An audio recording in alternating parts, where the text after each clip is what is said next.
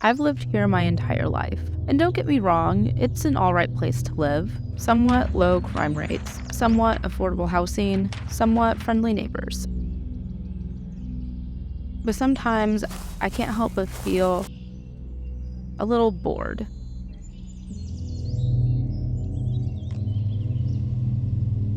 And sometimes I think how fun life would be away from here.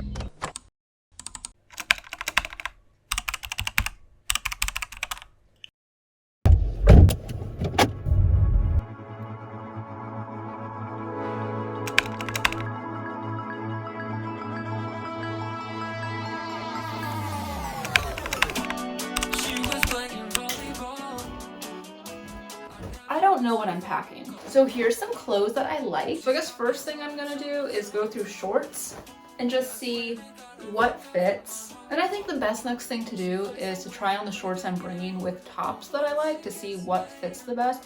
So you know, some are like really cropped and then some aren't cropped at all. So then like the waist height on your pants matters. You know what I mean.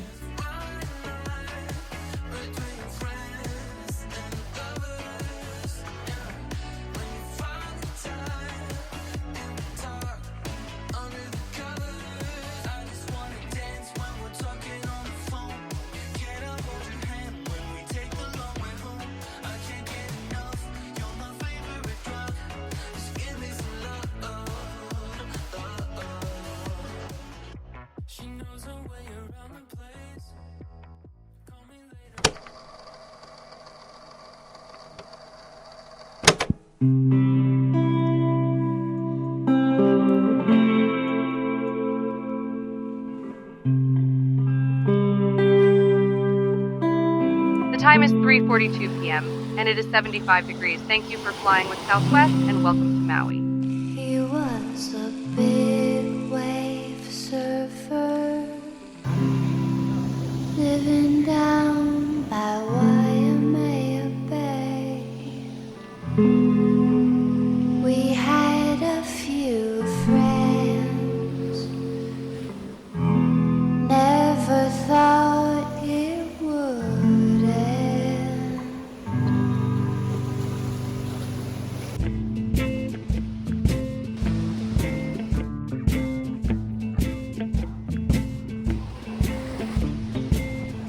I remember in all white day with 8 story waves. He said your eyes are gray. We were living on Cote Lane, Ocala Lanes.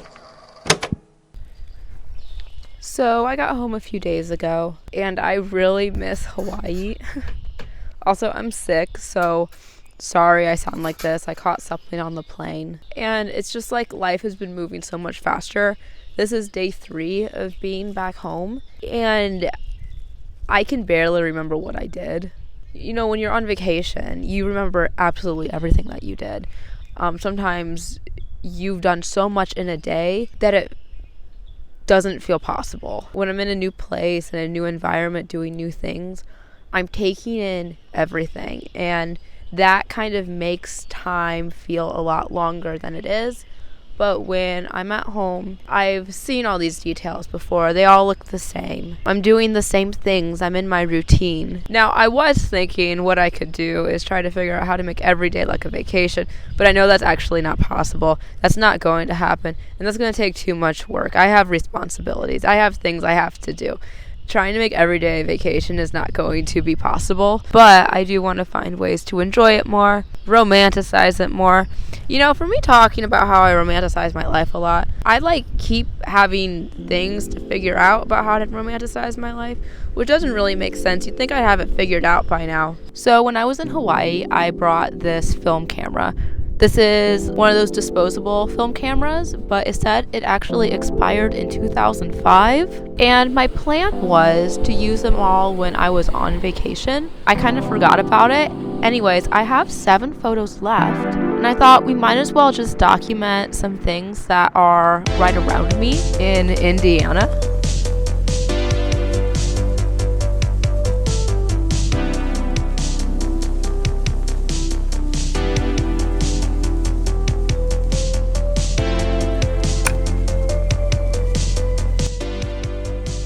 So I thought it would be fun if we developed the film. I did this once before. I think I did it in a video. It went surprisingly well. So let's see if I can do that again. I'm not really sure how to get the film out of a disposable though. I watched a video and this guy basically was like, oh yeah, you just pry it open.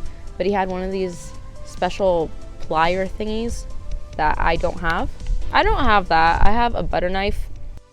It's Kodak 800. Let's develop some film. So this is from the disposable camera. It's the 800 Kodak. And this is my mystery roll. I seem like I always have little mystery rolls laying around. This is Fujicolor Superia Extra 400. So no idea when this one is from, but that'll be fun. It'll be like a mystery. And as for this one, I don't know if there were already photos on it previously.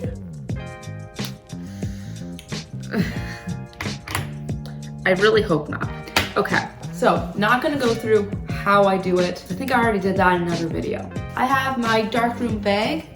Arms go in here. I can't see what I'm doing, so everything is by feel, which I'm terrible at.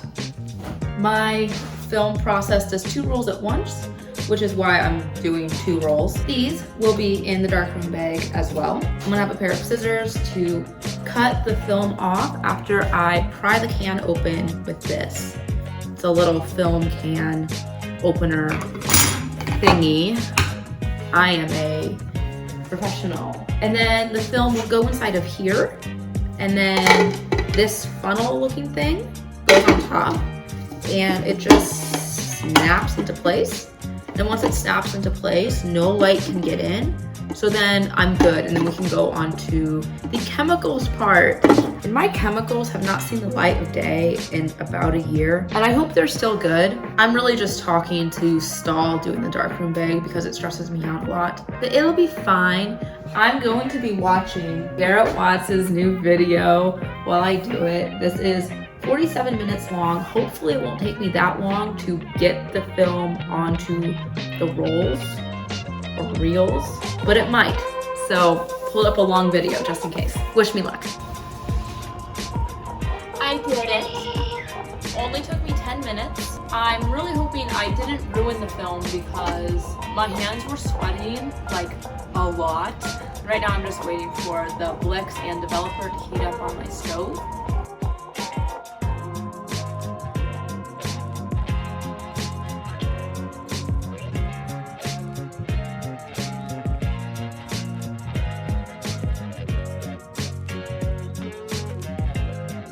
All right, I think it's done. So, moment of truth. Let's hope I didn't mess this up too bad. Uh-oh. You know, maybe they're on here. Oh, here's one, here's one. So this is from the mystery one. So the black one is the one from the disposable camera. I don't know if there's gonna be anything on these. I see something on some of them. Hopefully when I go in to like scan these, hopefully stuff will be showing up. So some of these definitely didn't develop very well. That's maybe some grass. But then if we just move it over a few slides, we have this, which looks great. So I don't know if it was my actual process that messed it up, or if this film was 13 years old, and that's why some of them aren't turning out.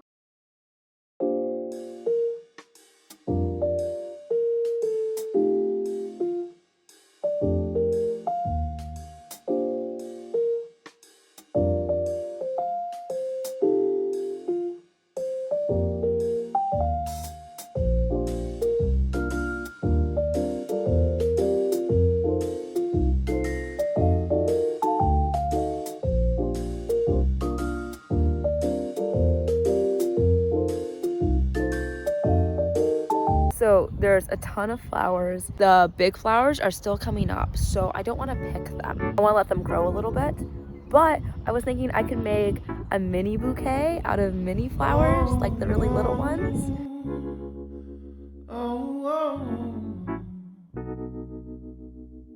So I got 4 different types. I got whatever these are. They're so cute. I got some dandelions. I don't know what these are, but Got those. And then I got a few of these little purple ones, which I thought were so cute. And then 2 blades of grass to tie 2 bouquets together.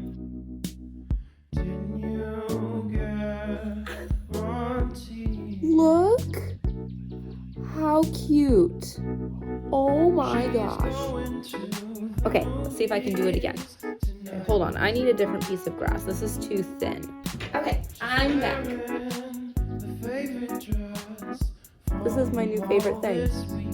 This is what I want to do for the rest of my life, is make little mini bouquets of flowers. So I could think of a lot of reasons why I don't like living here. One of them being the bugs. But why be so negative? Let's think of some positives, because there are some things I really do like about living here. So I came up with 5 things. The first is there's always a place where you can escape from literally everyone. There are places here where there are no people and you will not run into anyone. Most of the times these places are in nature, like somewhere in a woods or at a park. The second reason is there's a lot of wildlife in nature. Reason 3, this feels like home to me. I have lived here my whole life, so that's probably why. But also, I don't know if I could actually feel at home in a city, if that makes sense. There's just something about it here. I think maybe it's the nature or just the fact that there's wide open spaces that make it feel a lot like home to me. I think I would get really sick of being in a really crowded area, like a big city where there's no space to breathe, it feels like. But a lot of people really like that, and they would feel right at home in a big city, so this is just like personal preference, obviously. Reason 4 is that I can relate to scenes in movies. There are certain scenes where I'm like, I have been here. I know exactly where this is. Not like that actual place, but I've been to places just like it. For example, in Lady Bird, when they're thrift shopping, there's always scenes where the main characters are like in a diner somewhere. And I know I've been in so many of those small town diners, and I've always been able to relate to characters when they've been in those types of situations, because I know exactly how those places feel. The final and 5th reason that I like living here is it's not modern, which sounds weird because you'd think you'd want to move to a place where everything's modern and shiny and new, but I actually like that things feel a little bit more run down. It makes it feel more real. And also it is a little discouraging to see towns kind of be forgotten, I guess, over time. And that's why a lot of these places haven't been renovated. But I'm going to choose to see the bright side in this, that it's very retro. I can walk into a few places that haven't changed since the 80s, which is really cool to me. So yeah, this isn't a vacation destination. It's pretty boring here for the most part. I don't have the ocean or the beach. I don't have mountains. I have cornfields and a lot of trees. But it's not a bad place to be stuck, I guess. At least for the time being. It's still nice to get away sometimes. But in this moment of my life, I don't know if I really want to live anywhere else.